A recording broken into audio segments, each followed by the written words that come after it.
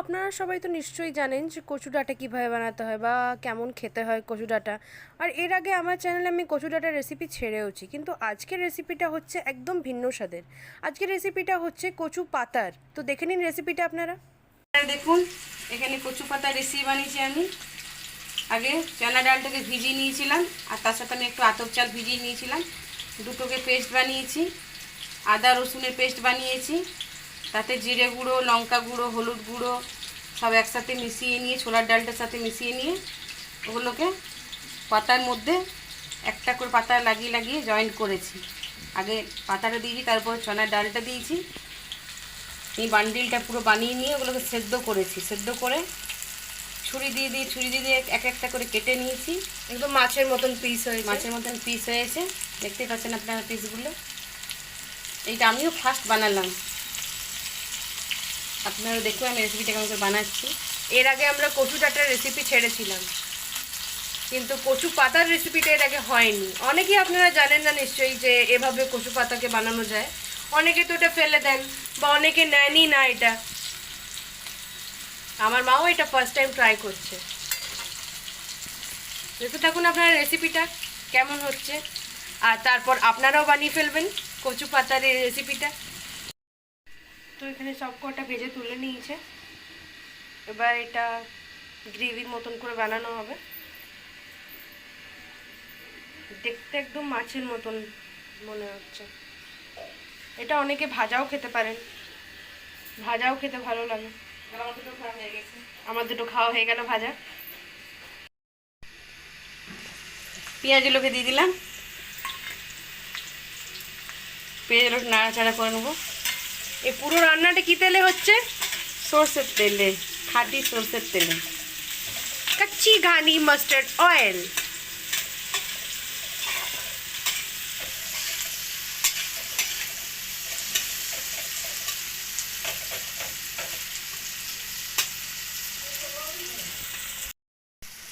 এখানে টমেটোটা দিয়ে দিচ্ছি। দিয়ে দাও। গোল্ডেন গোল্ডেন কালার চলে এসছে পেঁয়াজটার মধ্যে, ভাজা ভাজা হয়ে এসছে পেঁয়াজটা।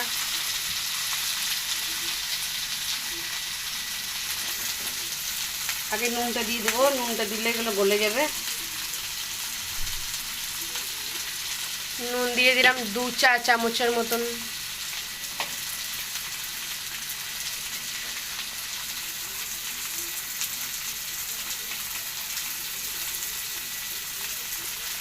হলুদ গুঁড়ি 1 চামচ, 1.5 চামচ, 1.5 চামচ, 1.5।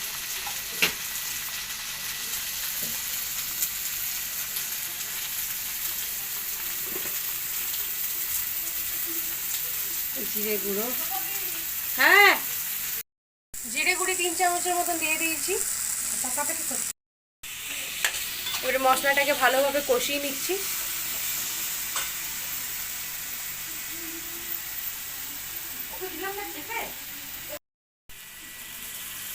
এখানে আদা রসুনের পেস্ট দিয়ে দিল।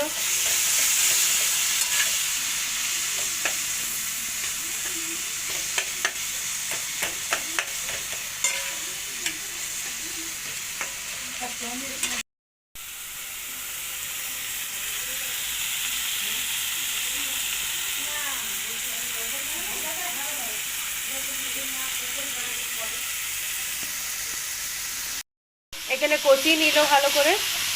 এবার এটার মধ্যে জল দেবে নাকি? এখানে জল দিয়ে দিল। জল কতটা দিলে? একটু, এটা হালকা হালকা হবে, মানে 1 কাপের মতন। হ্যাঁ, গালা হবে, মাখো মাখো।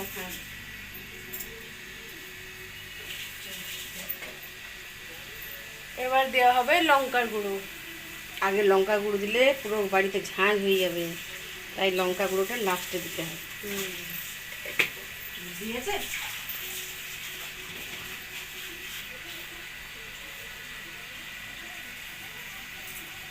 এখানে চিনি দিয়ে দিল 1 চামচের মতো। বাঙালির সব খাবারেই চিনি চাই, একটু মিষ্টি মিষ্টি, তবেই তো বাঙালির তরকারি।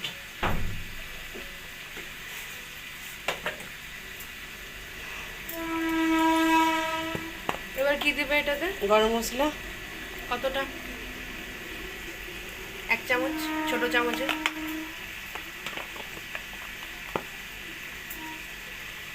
আচ্ছা যদি কেউ চায় যে তরকারির মধ্যে চিনি দেবো না তাহলেও হবে? হ্যাঁ তাই হলে হবে, কেন হবে না? মানে যারা মিষ্টি খায় তারাই চিনিটা হ্যাঁ, ব্যবহার তারা চিনি করবে। ব্যবহার করতে পারে। হুম।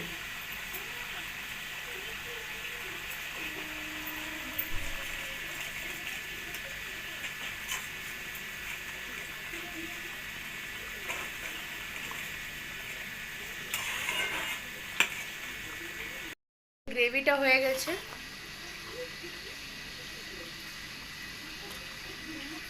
এবার একে একে বড়াগুলোকে দিয়ে দেবো, কারণ তরকারিটা মাখো মাখো হবে, তাই গ্রেভিটা আগে করে নিলাম।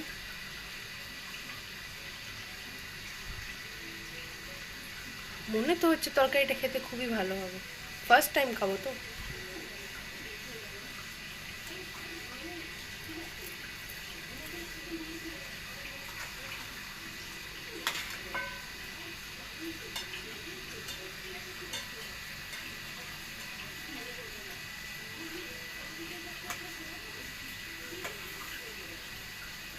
তো আমাদের তৈরি হয়ে গেছে কচু পাতার তরকারি।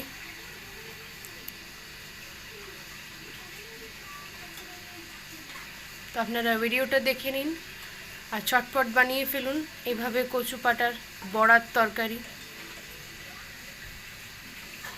দেখছেন কালারটা কি সুন্দর এসছে।